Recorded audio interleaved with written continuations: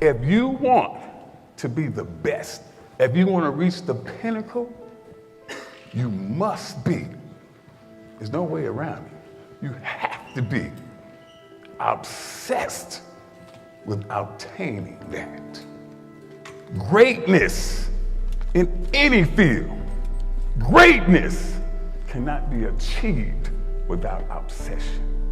You will not quit. You will keep going. You may lose, but you will not stop. You will not quit. You will keep going. Everybody wants to be a beast until it's time to do what beasts do. If you don't believe in yourself, it won't happen for you. You can't just say you want it. You can't watch the video and say, I want it as bad as I want to breathe. It's cute to say it. But when it's showtime, when the sun comes up, sometimes your life will be in a slump. I suggest to you that if you are facing a challenge, don't stop. Stay busy, work your plan. Continue to do those things that you know that work for you after you have evaluated yourself in the situation. Continue to move, stay busy, stay busy, stay busy. When the sun comes up, you've got all the books, you've got all the tapes, you've got all the access. Now it's time to hunt. And what separates you from everybody else is that when it's time to hunt, you're ready to hunt. It's about winning one-on-one battles. Fight through fight. 1 and 6 doesn't define who you are. What defines who you are is what you do when you 1 and 6. What the man you will fight for. Give everything you got today, not because of the scoreboard, but because when this game ends, knowing you gave everything you had. To go up, you got to give up. You want to be the best at your company. You want to make more money than you've ever made. You want to travel the world. I don't know. You want to build your second home. I'm not sure what you want, but I need you to understand you can't stay where you are and go where you're trying to go. And that's the problem. Many of you love your comfort zone too much. You love it. You love security too much. And I'm telling you, you can stay where you are. You can. But you can't stay where you are and try to go where you're going. It's necessary to know that everybody won't see it, that everybody won't join you, that everybody won't have the vision. It's necessary to know that a lot of people like to complain, but they don't want to do anything about their situation, that you are an uncommon breed. You know, you have to know within yourself that I can do this. Even if no one else sees it for me, I must see it for myself. That's necessary. It's also, ladies and gentlemen, necessary that you be creative when you're working on your ideas, that you understand the importance of changing up, of readjusting your strategies. Many times we can have a great idea, but if you're not advancing it in the right way and things don't happen, you become discouraged and think the idea doesn't work. No, that's not true. You can't activate life. You can't begin to experience life in the way you want to experience. You can't have it. You can't be it. You can't do it until you activate it. Until, yes, it's all in there. All your gifts, all your talents, everything you need to do to be what you've been called to do, what you've been birthed to do. You can't do until you activate it, until you recognize you matter. Everything about you is great, but the problem is you have consciously chosen to be average. There's no denying that inside of you, the only thing that's going to make you happy in the year ahead and the decades ahead is going to be having you have an experience where on a regular basis, you feel like your life is making progress. If there's one thing I teach, and I want to remind you of it, it's really simple. Getting things is not going to make you happy. That's good news in a tough economy. It's a good reminder. You know, it doesn't matter what you get. Doesn't matter whether it be money or opportunity. All those things might excite you for the moment. You know, even a relationship, as magnificent it may be, might be exciting for a while. But if you don't keep growing, that relationship isn't going to stay exciting. So the secret to real happiness is progress. Progress equals happiness. And if we can make progress on a regular basis, we feel alive. And that's why at the beginning of the year, we get this thing like, okay, I can have this fresh start. I could really do what my soul desires. I could expand. I could grow. I could improve. I could change. Or maybe better than change, I could progress. See, think about that. Progress is an aliveness to it, doesn't it? You don't have to work at changing. People say all the time now, well, I'm working on changing. Don't worry about it. You don't have to work on changing. Change is automatic. Your body's going to change whether you want it or not as the years go by. And no matter how hard you work, there's going to be some changes going on there. The economy is going to change no matter what you want it to do. The weather is going to change. Relationships are going to change. Everything in life is always changing. We don't have to work on change. Change is automatic, but progress is not. So if you want to make real progress, then you really got to look at your life in a different way. You got to say, I got to take control of this process and not just hope it's going to work out like people do who make a resolution. Because really, isn't that what they're really doing at the beginning of the year? They're saying, well, here's my resolutions for the year, and they really basically tell you their wishes. It's their wish list. It's what they hope it all comes together. And then they call it a resolution, but they don't know what a resolution is. When you resolve something, to have a resolution is to resolve it. When you've resolved, this is how it's going to be, that's when you cut off any possibility except the thing you've committed to. It's like the old adage, if you want to take the island, you burn the boats. Because when you burn those boats, there's no going back. You're going to find a way to make things work. And most people, they're stating what they hope will come together, and if it doesn't happen, then they're disappointed, but they're not too disappointed because they're not too vested. What does it take to successfully create a lasting change in your life? To not only have a New Year's resolution you follow through on, but really have a lasting change? Well, the first step for lasting change is very much like making a New Year's resolution. Fundamentally, it's the same. The first step is you got to have a vision for what it is you really, truly want.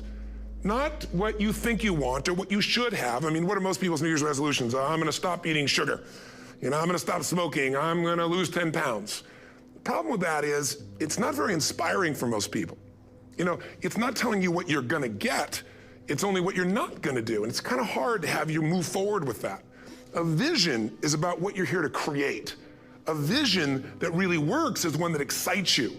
If you say, well, my resolution, my goal, my outcome for this month, this week, this year is to lose X number of pounds, that's okay, but it's not very compelling. It has to be a compelling vision. It's got to have something that has the power to pull you, not something you have to push yourself to do. Those are two different kinds of motivation. Push requires willpower, and willpower never lasts. What will last is pull. Having something so exciting, so attractive, something you desire so much that you have a hard time going to sleep at night and you get so up early in the morning to rock it and take it to the next level. That's what you're looking to create. And that isn't easy to get. But one of the reasons we do seminars and events, and we say, why do that? Why not just read a book or something? Is because when you get in an environment where you're with people that are being put in a peak state, like when you're going to a sporting event, if you watch a sporting event at home, it might have a certain level of excitement. But when you're in a stadium with 50,000 people, suddenly it has a whole different level of intensity. And we feel that. And the bottom line of our follow-through comes down to our emotional intensity. In a different state of mind, you're going to come up with a much better and a more exciting vision than if you're sitting on the couch going, okay, what are my new resolutions for this year? And you're doing it the morning after the new year started and you're a little inebriated and the football game's on in the background. Probably not going to have the power of focus there. Probably not going to have the power of the energy to create something that's going to pull you for this year. And you got to do that. So it's got to be a vision that's compelling. Something that it's going to be a gift to make sure that it happens. And also, along with that compelling vision, you got to have strong enough reasons that you're going to follow through when the going gets tough. That's one of the biggest things missing for most people. They say, this is what I want to do. It's not very exciting. It's not very compelling. But most importantly, they don't have strong enough reasons to push themselves through what's going to be necessary to get that dream, to get that goal, when the inevitable challenges come up, when you're starving, hungry, and you're trying to go on a diet, right? When you got no time and you're stressed out and you haven't worked out still, and that's what you're supposed to do. When the economy gets tight and what you thought you're going to do doesn't work, and so you give up on the goal instead of finding another way to get there. You don't let the fear take you over if you've got strong enough reasons.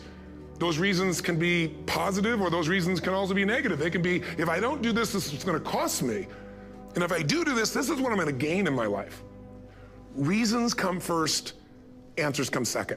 If you get a compelling vision and you got strong enough reasons that will push you through the tough times, you're going to do things other people don't do. Instead of collapsing, even if you get off target, you won't go, oh, I blew it. You'll get right back on target, make the change, make things happen. And I know you've done this in many areas of your life. Just think about it again. I'm not teaching you something really new here today.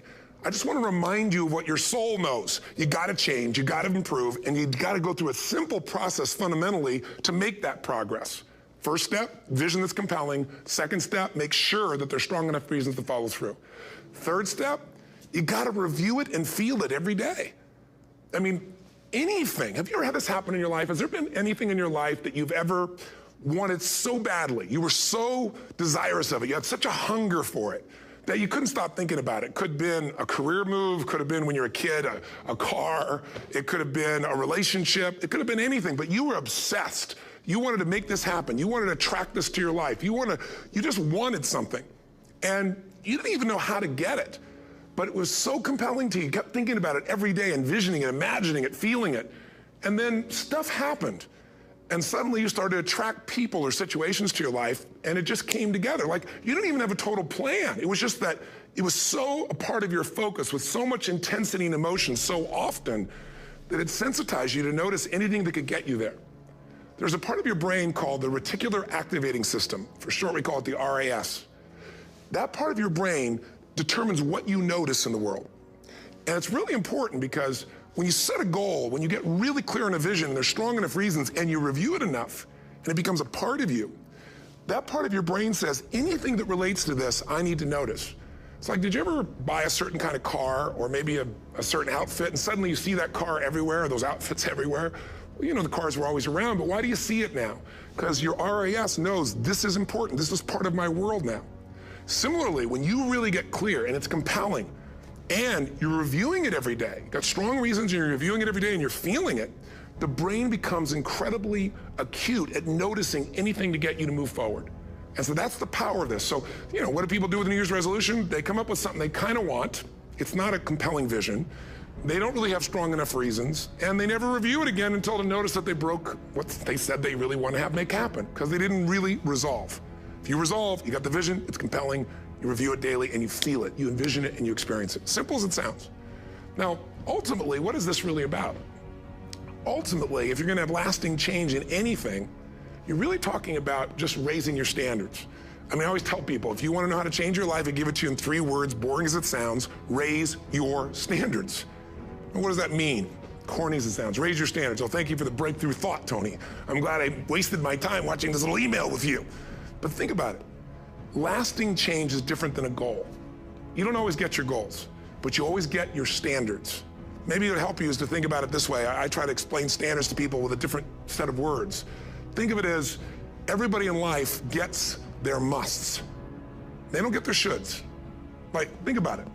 Most people have a list of shoulds, don't they? Don't you have a list of the shoulds, things you should do, you should follow through on? I should lose some weight, I should work out more, I should make more calls, I should respond more rapidly to my email, whatever, you know? I should get into the office earlier, I should be, more confident. Whatever your should list is, people love to have their should list be met, but it's kind of like New Year's resolutions.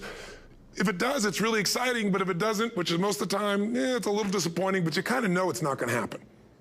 But when you decide something is a must for you, an absolute must, when you cut off any possible, you say, I'm gonna find the way or I'm gonna make the way. Human beings, when they resolve things, when they make a real resolution inside themselves, which is they raise the standard and they make it a must, they find the way. Think about it in your own life. Haven't you had some area of your life where you raise your standard and your life has never been the same? Maybe at one time in your life you smoked cigarettes, or you did something and you did it for years and you kept trying to change it, and kept telling yourself, I should. And then one day something happened. Something just clicked you over. Something took you over that kind of tipping point. And inside yourself you said, no more. And it was a very, very different experience, wasn't it?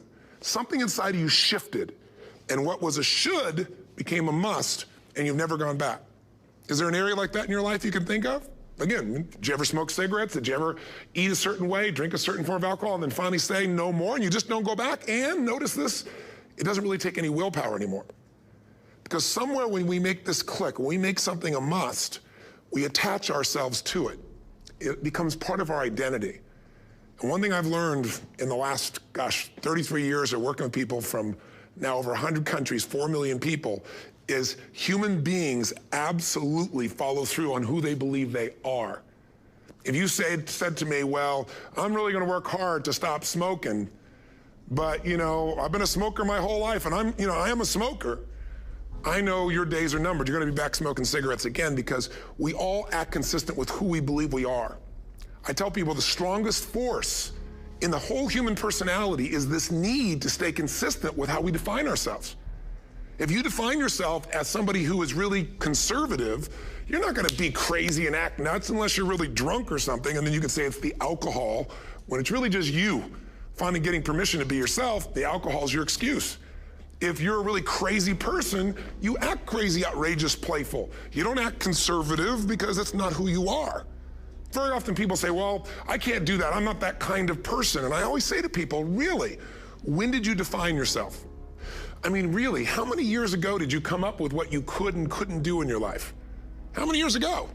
Most people, if they really look at how they're living their life today, it's based on a set of standards, a set of beliefs that they made choices about 10, 20, 30 or more years ago. I mean, very often we made decisions in our youth or very young about what to believe, about what we were capable of, about who we are as a person, and that becomes the glass ceiling, if you will, that controls us. There's a corny metaphor, but it's true. I remember one time I was with my family at the circus, and there was a person there, and they had this big, giant elephant, and you look at this elephant, and they take this little rope, put it around the elephant's neck, and they drive this stake into the ground. And I mean, you look at this and you know that elephant could rip down the entire tent with almost no effort. And yet the elephant doesn't struggle, doesn't try. Why? Because the elephant's conditioned. And they take that elephant and condition the elephant when it's a baby elephant. That's how they train him. When it's a little baby elephant and it doesn't have the power yet, they put a big rope around it and they drive this huge stake in the ground, and the elephant fights and fights and fights. And one day, finally, that elephant decides, I'm not capable of pulling this out. And once that becomes the definition of an identity of anyone, an elephant in this case, they don't even try anymore. It's just who I am, that's how it is, that's just the way it is in my life. I'd like to ask you to take a look at any place you've got a limitation and ask yourself, when did I decide to accept that limitation? And you may not even see it as a limitation, you might see it as just that's who I am. But so often in our lives, we've adapted to be a certain way so that we don't fail or so that people will like us or respect us, but it's not necessarily who we are. Joy comes when you're spontaneous. It's really hard to be truly happy when you're not being yourself. And most of us have no clue who we are. And so a big part of my work, if you've ever been to an event, you know, is to get people to do things spontaneously without thinking, because that's when the real you shows up. That's when the energy comes alive. And when you do that, when you start to connect to your true nature, suddenly there's energy available for you to set a higher standard for what you want in your life. That's what this is really all about. And when I talk about standards, when I talk about, shoulds versus musts, think about your own life. I know there have been areas in your life where some point in time you just shifted and you raised the standard and your life changed. Because whatever people have their identity attached to, they live. We live who we believe we are. That's just how it works. It's just kind of like, I'll give you an example. Look at your physical body. Your physical body today is an absolute reflection of only one thing, not your goals, not your desires, but your standards. The identity you have for yourself. If your standard is you're an athlete, then there's a certain amount of strength, a muscle tone, and energy that's available in your body on a regular basis because that's who you are. And so you do whatever's necessary to maintain that identity. Again, the strongest force in the human personality is this need to stay consistent with how we define ourselves. Because if you don't know who you are, you wouldn't know how to act. Once you lock in on that identity, your brain finds a way to keep you there. If you say, man, I'm overweight, I've always been overweight, I'm big boned, and that's the story you got, then you're gonna always find a way to get back there. That's your settling point. That's your identity. That's where things lock in. If you see somebody who's in really great shape, you ask them, do you work out? You know the answer. Yes, how often? And they'll tell you 3 times, 4 times, 5 times a week, whatever. In a seminar, I'll ask people, who here works out at least 5 days a week? And I'm stand up. And you look around that room, and you know that they work out 5 times a week because you can see their body. You don't just get a result without some kind of action, without some form of ritual. Ritual meaning actions you do consistently. Now, do you think those people that are out there working out 5 days a week, do they have more time than you do? Or I have, or anybody else? Of course not. Is their life less busy? Of course not. It's just a must for them. They must work out that way, and they've made that turn and their life changed. So I'm not saying you have to work out 5 days a week. I'm just saying whatever you really want, wants don't get met consistently. Standards do. Whatever you identify, this is who I am. And so it's not so much about changing your identity as there's expanding it. Deciding that, instead of your goals to lose 10 pounds, which is not compelling, what if your vision was to get back to my fighting weight? This year, this month, this next 90 days, I'm gonna transform my body. I'm gonna take on a new challenge. I'm gonna find some technique or strategy. There's a million of them that can reframe myself where I want to feel younger, stronger, more vibrant than ever before. Here's my reasons. Because I want the energy to really make my life work. Because it's tough out there, and I want to be stronger than I've ever been before.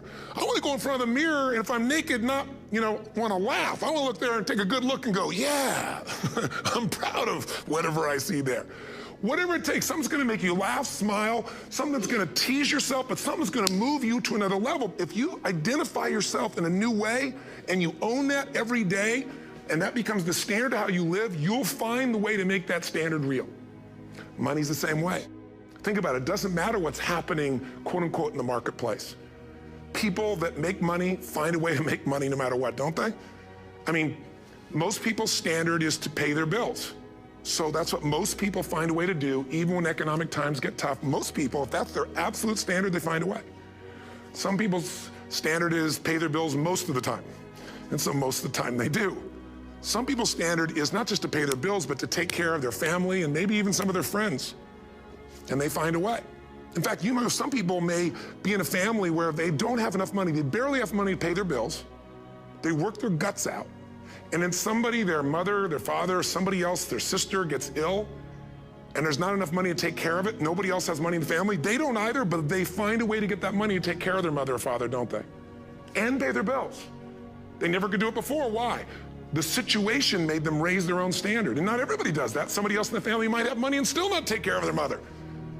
It all comes down to the inner game, my friends. Changing your life is a change in the inner game.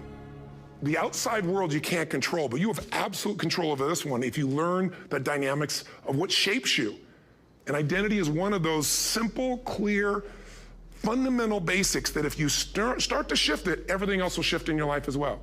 Some people, by the way, have to have more than enough money to do what they want, when they want, where they want, with whomever they want, contribute the way they want. And if that's their must, they find a way. I know that sounds overly simplistic, but it's true.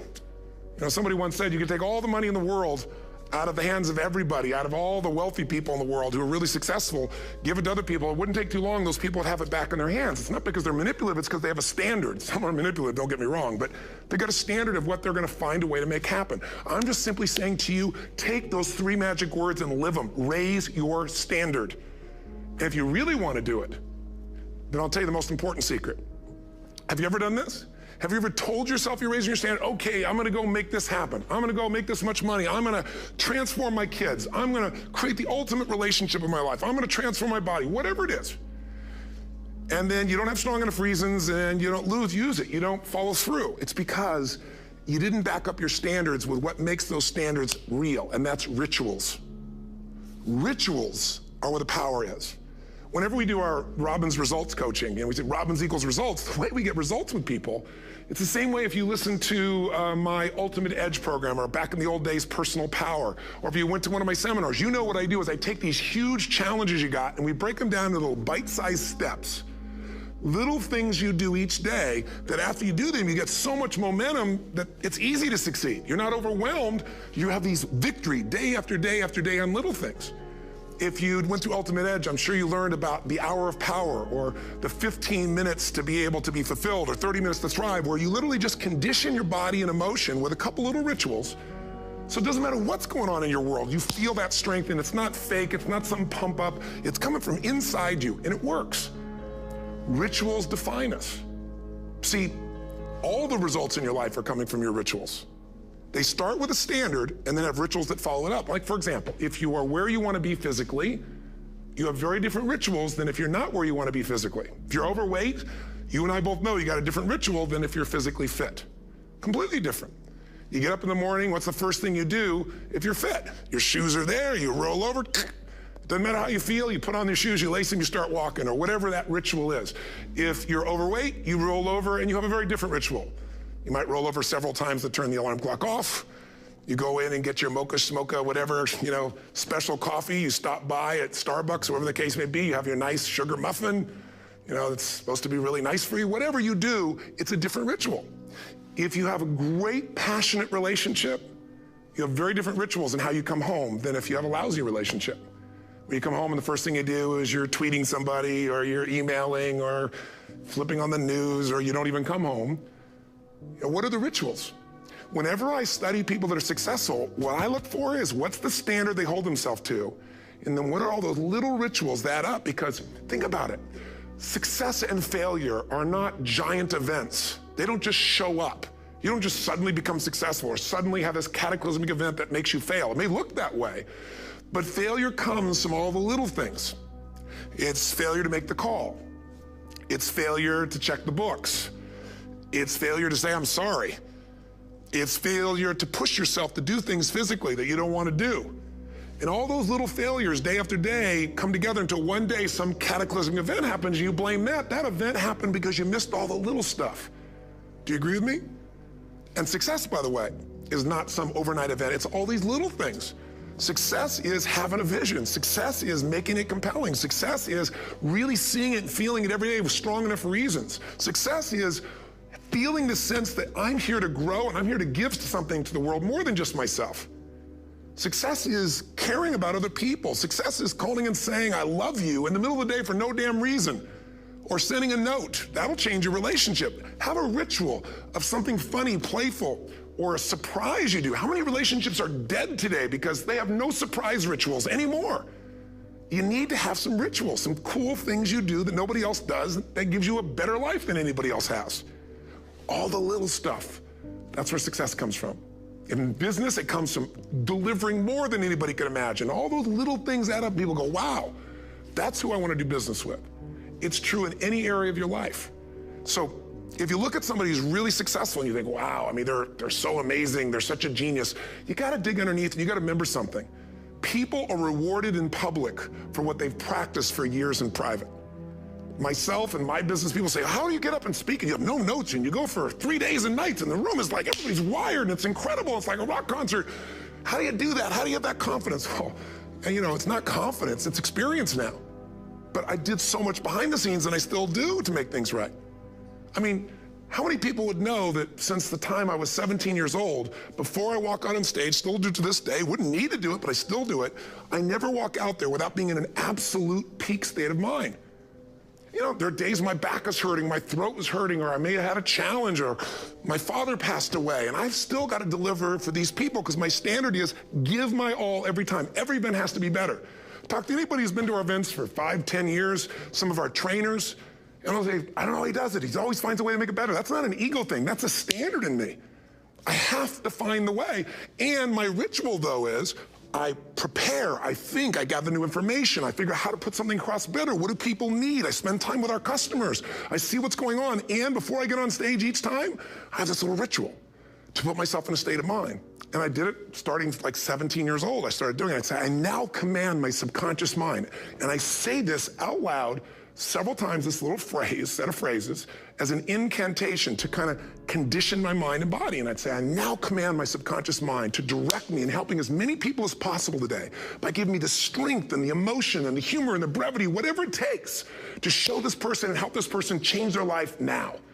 And I started that with a person when I worked with people one-on-one, and I would do that for 45 minutes driving in my Volkswagen to go serve and coach somebody for the first time. Now I don't say that person, I say these people, and I can go out in a room of 10,000 people and deliver for 50 hours, and I do it every time I come back on stage. It's a ritual to go into peak state. Peak states don't just show up, they don't interrupt you. Great ideas don't interrupt you, you gotta pursue them.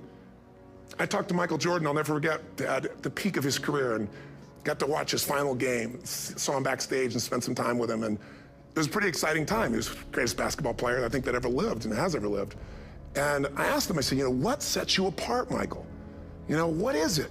And is it God-given talent, ability, skill? What is it? And he said, Tony, he said, I can shoot you straight. It's not, me trying to act humble. He goes, I have a lot of talent, a lot of God-given talent, a lot of skill. I've worked really hard. But he said, really, it's my standards. He said, every day I demand more from myself than anybody else could humanly expect. I'm not competing with somebody else. I'm competing with what I'm capable of. Magic formula. Because most of us lower our standards. Why? Because who you spend time with, my friends, is who you become. One of the biggest reasons I started going to seminars when I was like 17 is I had nobody around me as a great role model. I could read about somebody, but being around people, being in that environment was very different. Finding a way to go to work with someone who lived that standard of life was very different. You get around people with low standards and you compete with it, You don't need to compete with it. It's like, okay. I mean, remember Jerry Springer? I don't know if he's still in the air, but you know, I remember he used to get people on the show, and I thought, where would he find these people? And why would people watch? I'll tell you why they watch. They watch these people and go, my life's still pretty darn good compared to that person. Look at them. You don't have to change your life. All you have to do is find somebody with a lower standard, and you'll feel good about yourself. But if you feel that good feeling, it's an illusion. The only thing that's going to make you happy, my friend, in this year or any other, is to step up. It's to raise the standard. It's to discover what you're capable of and feel that incredible power of pushing through whatever's holding you back and get to the other side of more of your true self. That's what this game's all about. And look at the best of the world in anything. Tiger Woods, what's his vision? To win golf tournaments? No, to be the best that ever lived. That's his goal, that's his vision. But here's what's interesting, he backs it up with rituals. If you just have a vision and you don't have the rituals, stop lying to yourself. His rituals are, he started doing things nobody did before. He went and started lifting weights. Golfers lifting weights? No way. He went out and he changed his swing when he was the best in the world, because he realized in order to be the best that ever lived, he's gonna have to change his swing. If you know anything about golf, you don't change your swing when you're the best. And he went and retrained himself because he has different rituals than other golfers. Now many people are modeling his rituals to get better. It's amazing. You know, you look at somebody like Michael Phelps, the 2008 swimmer, won 7, only 2 people, I think, in history, if I remember correctly, that have gotten 7 gold medals in one session. And here's a guy, he's got number 6 under his belt, and he's exhausted, and he's going in for that final swim. I'm sure you remember. And how does the guy win? By 1/100th of a second. Do you think that was some massive skill that got him over the top? Or was it a standard that says, this is who I am? I am the champion, and no one is taking this from me. And somehow in those final milliseconds, 100th of a second, he pushed himself just beyond his competitor. But you know about Michael Phelps? What allowed him to be able to push beyond that moment is his rituals. Go study the guy. Most people who swim have these unbelievable workouts. He does 2 and 3 of those workout sessions a day. All the other swimmers in the beginning thought he was insane. You're gonna overtrain, you can't do that, it's not physically possible. But he had a standard and the rituals to back it up. So here's my final message to you, because I've gotten carried away. I thought I was gonna send you like a 5-minute message, but as you can see, there's no script here, it's just me going a little crazy with you, but I wanna really see you get what you want this year. Don't let this year be like last. And if last year was great, still don't let it be that way. Raise the standard. If your life is perfect and extraordinary, you darn well know you're not gonna be happy unless you keep making it better. That's what makes us feel alive. It's not what we get that makes us happy, it's who we become and what we're able to give because we become more. That sense of contribution is what creates the deepest meaning. So here's my assignment for you, if you want one. If you want to go from conversation to some action, here's a simple thing to do. What's an area of your life right now that you really want to improve? What's an area that's important to improve? If your body's great, how about your career? If career's great, how about your relationships? Intimate one especially, or your kids, or your relationship with your creator, your spiritual side of your life. Or is it your finances?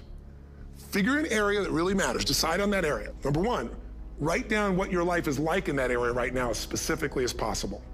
So you might say, well, I'm 13.5 pounds overweight, whatever the weight is, whatever the situation is, or my body fat's like this, or I wake up exhausted in the morning, and you write the truth of where you are right now. So you're real clear. Or I'm not in a relationship. I say I want a relationship, but I'm not in one, and I don't seem to find them. All the good ones seem to be gone is my belief. And I really do want one, but I don't have it. Whatever your definition. Or I'm in a relationship, and God, I wish I wasn't in a relationship. I'm planning my escape, wherever you are. Or I have a wonderful relationship, we love each other, but there just isn't enough passion. Just write the truth of where you are. The area you want to change, but write how it is. And then the second step is, this is where you gotta be really honest with yourself. What are the rituals that have put me there? Because whatever results you're getting, even if you don't like the results, there's some rituals that are keeping you in that place. There's some rituals of what you eat or don't eat, how you move or don't move, how you sleep or don't sleep. There's some rituals in the lack of variety or spice or energy or focus in an area. There's something you're doing, and it's usually not one thing, it's a bunch of little things that you kind of do consistently whenever you think about getting in a relationship, whenever you think about working out, whenever you think about money. You get yourself in a state of overwhelm. You start thinking about all the things you can't control. Just write down all the rituals you have, and then here's the third step. What do you want? What's your vision? And be really specific. I want to be my fighting weight. I want to be the strongest I've ever felt. I'm going to turn whatever it is, be specific. And then, last step, number 4, what are the rituals that'll get you there?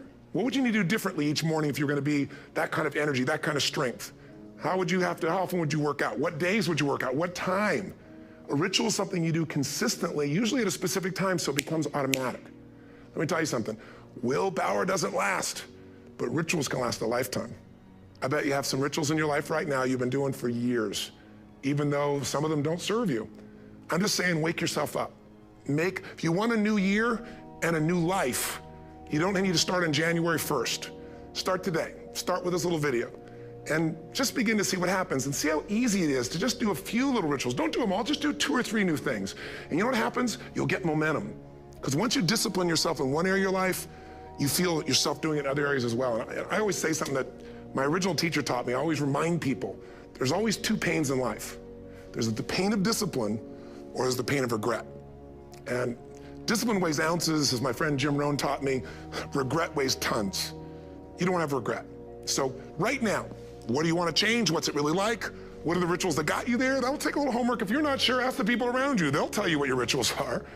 What do I really want in depth? What are the rituals that'll get me there? And then get yourself to start a few of those actions and lock them in place. If I can help you in any way, we're here as a company to support you. Come have an event with us. Come to Unleash the Power Within or Mastery University, or get a coach. You can get a free coaching session if you call our company and click on something on this. We'll probably have something on it, or get a product. Or don't do anything with us, but do something with somebody, starting with you. If you make the changes in yourself, you're going to be proud this year, and no amount of money or accolades from other people can mirror the feeling of being proud of knowing you've taken back control of your life, or you've taken a great life to another level. Because once you do that, you have something you can give other people, whether it be your kids or your friends or your family. And ultimately, that's what life's about. So thanks for listening. I don't know how long I went here, but I hope this has been helpful for you. I just thought it's a new year, and I want people to be able to truly create a new life. And until I see you again, hopefully soon, or gets a chance to meet you, live strong and live with passion. And of course, God bless you. Happy New Year.